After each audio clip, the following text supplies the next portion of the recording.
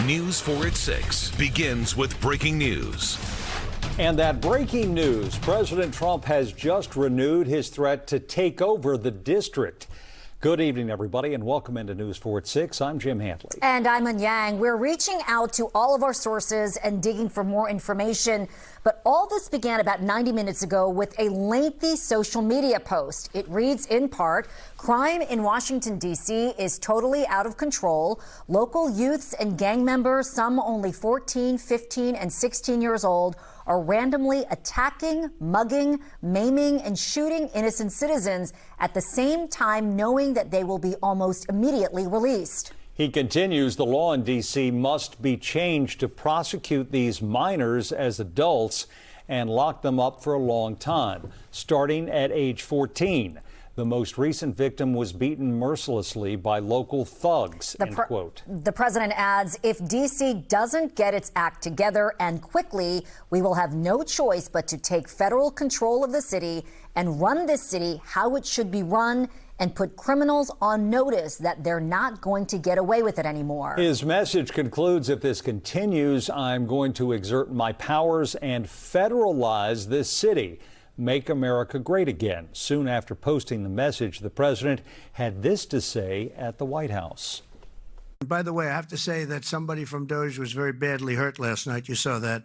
A young man who was beat up by a bunch of thugs in D.C.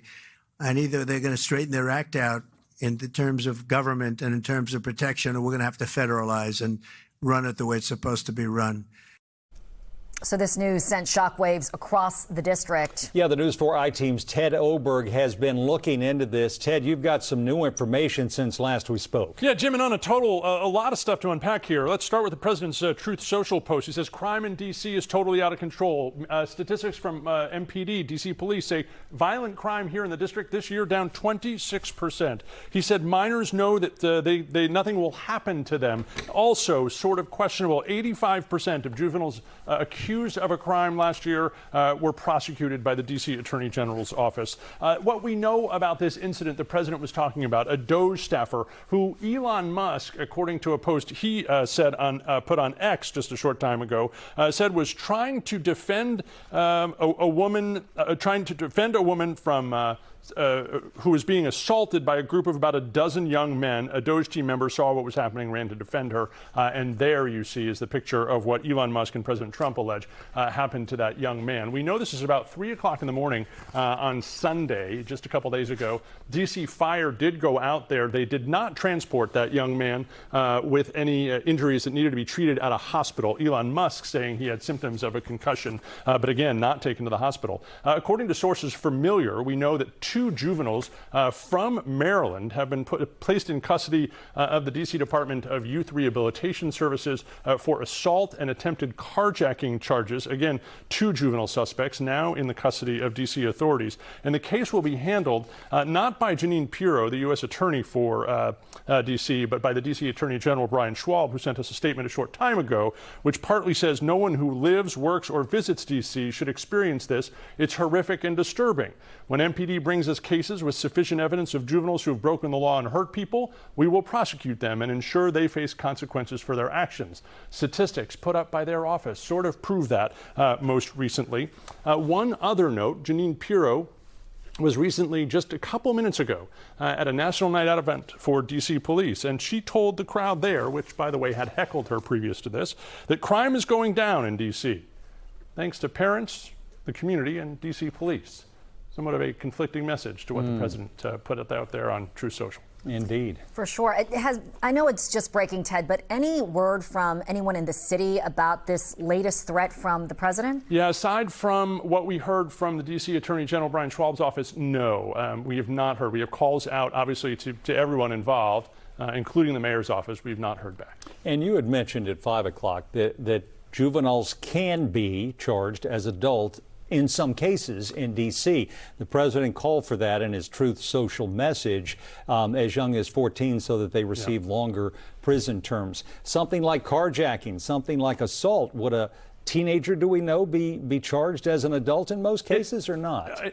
Most cases, probably not. In some cases, certainly. Not only can it happen in D.C., it does happen in D.C. It's a case-by-case analysis, some at the Attorney General's office, some at the U.S. Attorney's office. And the rules for that, President Trump may suggest, may need to change, but there is a way to do it right now.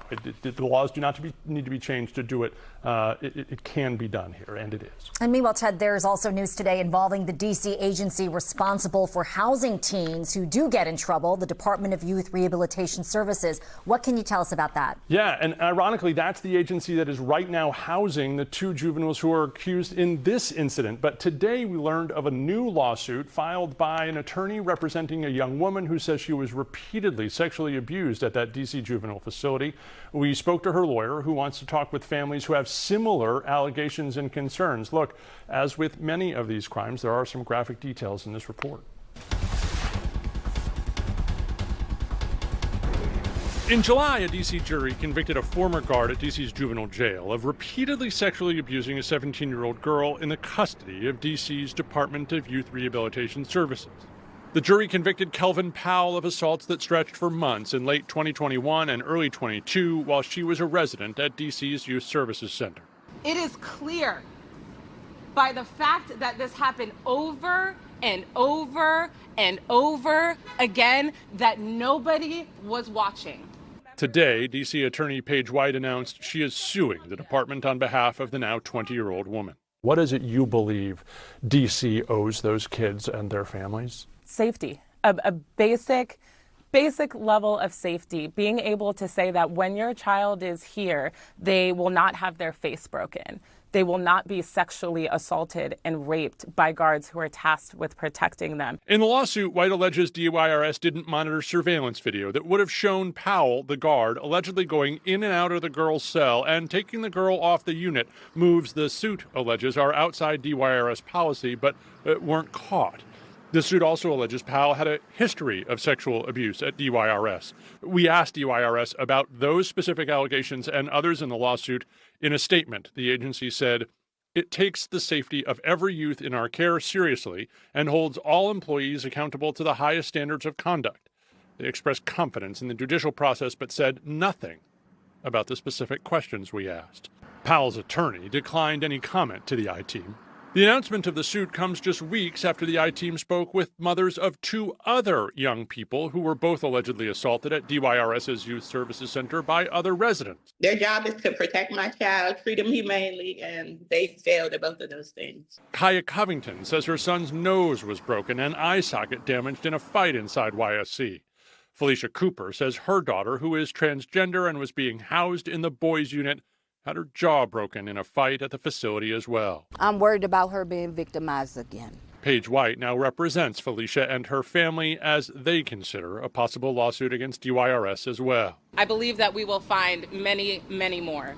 We're asking anyone who's been hurt at a D.C. facility to reach out to us and contact us and let us know what your experience was. At a news conference Tuesday, White says she wants to hear from other D.C. families who could be facing similar issues of assault inside the district's juvenile facilities. We should want better than that. We should demand better than that. And I think that many people are shocked to learn about the real stories that I have, that my clients have and have experienced being in detention facilities.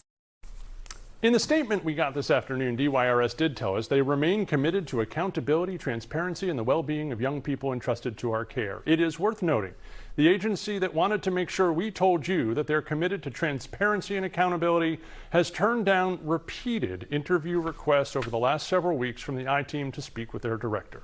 Kelvin Powell, Jim, by the way, the guard, will be sentenced this fall and could spend 15 years or more in prison.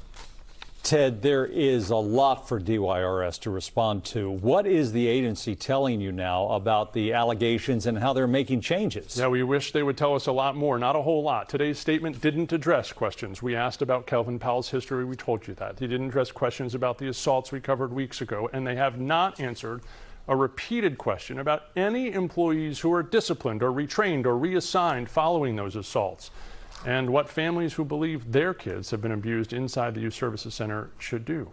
Still waiting on answers, Jim. Such a disturbing story. Ted Oberg out in front for us once again. Ted, thanks so much. Yeah.